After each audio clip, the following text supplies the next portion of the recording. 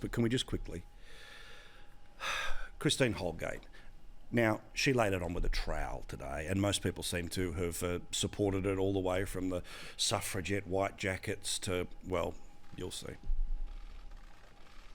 I really do hope you are not saying to me that I was hung in Parliament, humiliated, not just hung, run over by a bus and reversed again, because after 4 hours of a Senate process, I may have made a wrong comment, when it would be perfectly okay to abuse women, and that would be acceptable. What? I know there is this very rich strain in the air that somehow this lady is a victim. The concept of, and it's like, well, maybe it wasn't a $12,000 watch, it was a $4,000 watch. Hello, reality. Normal people, including the posties who work for Australia Post, would think, I don't know about this. And I know it's really inconvenient to say to some people. I don't know that she's got her champions here, there and everywhere. But this is a government entity. This is basically the tax office, all right? It's a public department. It has one owner, that's the Australian government. It has 25 million shareholders, that's you and I. Oh, it was completely within her remit. She was allowed to hand out these bonuses. Who cares?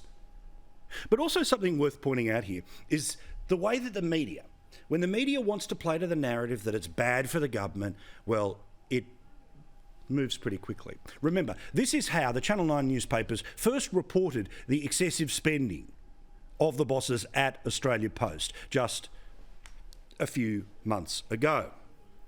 Then, today, in support of the white jacket suffragette movement, they wrote this today. And then there's the questioning that happened from the Labor Party. Remember, the only way we heard about the expensive watches and all the rest of it was because of questioning that happened in a Senate inquiry. Questioning like this from the Labor Party's Kimberley Kitchie. They got watches. And what were the watches? They were a Cartier watch of about a value of $3,000 each. So how many watches did you buy? If I recall correctly, and Gary may recall, I think it was 4 people. We do not receive government funding.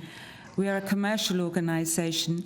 And You're it was a government organisation. It was a recommendation from our chair that these people get rewarded.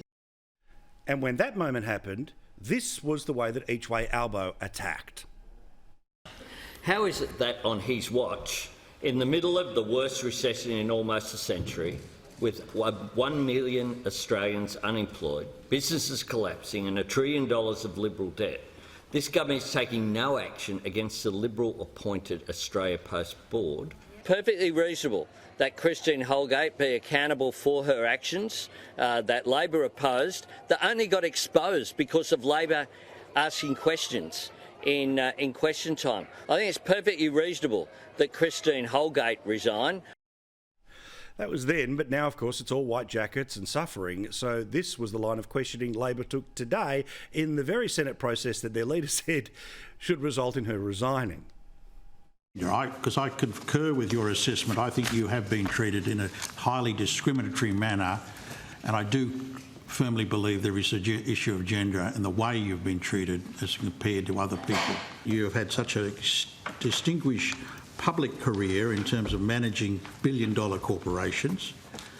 You've got a glowing CV in high-performance roles, and that you have been subject to what I think is grossly unfair treatment